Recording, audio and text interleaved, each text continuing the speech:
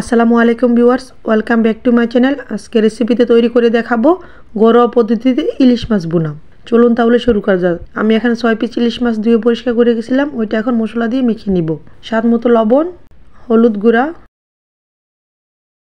মরিচ গুঁড়া, ধনিয়ার গুঁড়া ভালো করে হাত দিয়ে মেখে নিব। আপনারা হাত দিয়ে মেখে নেবেন, কোনো অংশ যাতে সাদা না থাকে।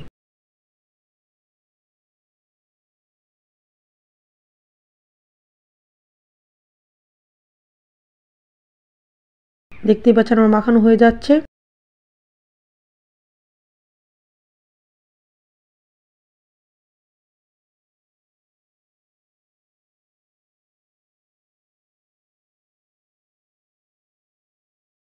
আপনারা এরকম সুন্দর করে মাখিয়ে নেবেন। আমি এখন চুলায় চলে আসলাম। চুলায় একটা ফ্রাই প্যান বসিয়ে তেল দিয়ে দিলাম। গরম হয়ে আসলে তেলটা ভালো করে নেড়ে নিব, সব দিক দিয়ে যাতে ছড়িয়ে যায়। তেলটা গরম হয়ে আসলে আমি এক এক করে মাছগুলো দিয়ে দিব।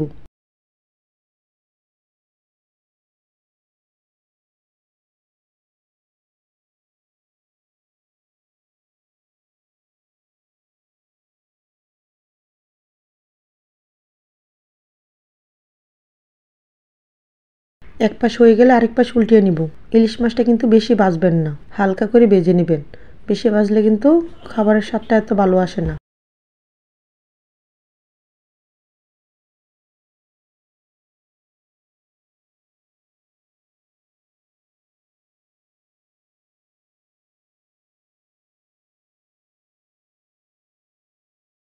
দেখতেই পাচ্ছেন আমার মাছ ভাজা শেষ, এখন নামিয়ে রাখবো।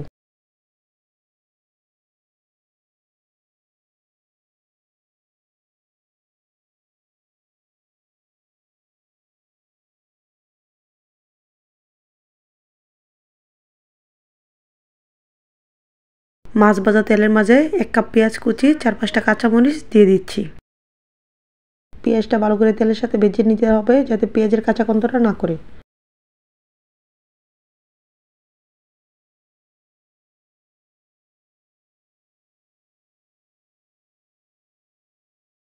স্বাদ মতো লবণ, হলুদ গুঁড়া, মরিচ গুঁড়া, ধনিয়ার গুঁড়া, রসুন বাটা, আদা বাটা,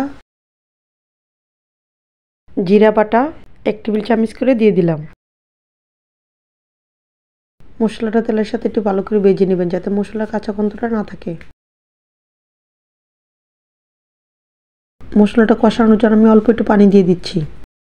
মশলাটা যত সময় নিয়ে কষাবেন, খাবারের টেস্টটা কিন্তু তত ভালো আসবে।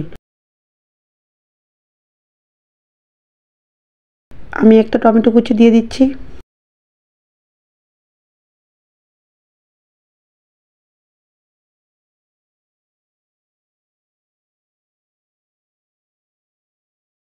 মশলাটা কষানোর জন্য ঢাকনা দিয়ে ঢেকে দিলাম।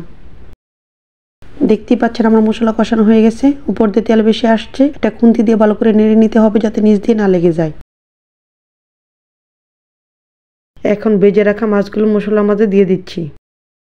মাছগুলো কিন্তু আস্তে আস্তে মশলার সাথে মিশিয়ে নিতে হবে, যাতে ভেঙে না যায়।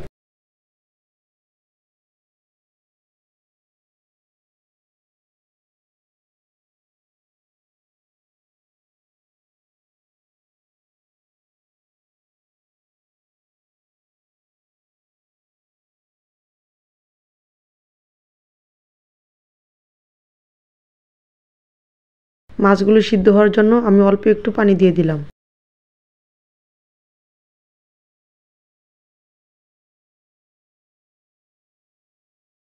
এখন আমি ঢাকনা দিয়ে ঢেকে দিলাম। দেখতেই পাচ্ছেন আমার রান্না করা প্রায় শেষের দিকে। এটা খুন্তি দিয়ে ভালো করে নেড়ে নিতে হবে, যাতে নিচ দিয়ে না লেগে যায়।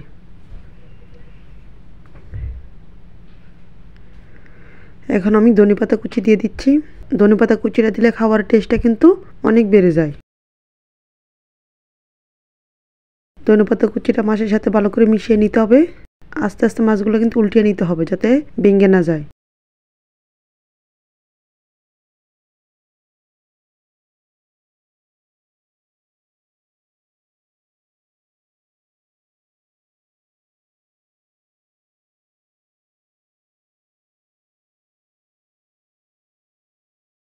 ধনেপাতা কুচি মাছের সাথে মিশানো হয়ে গেলে চুলা বন্ধ করে দেব।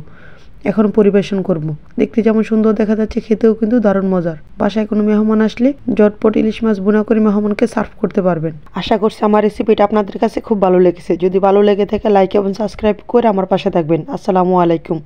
ধন্যবাদ সবাইকে।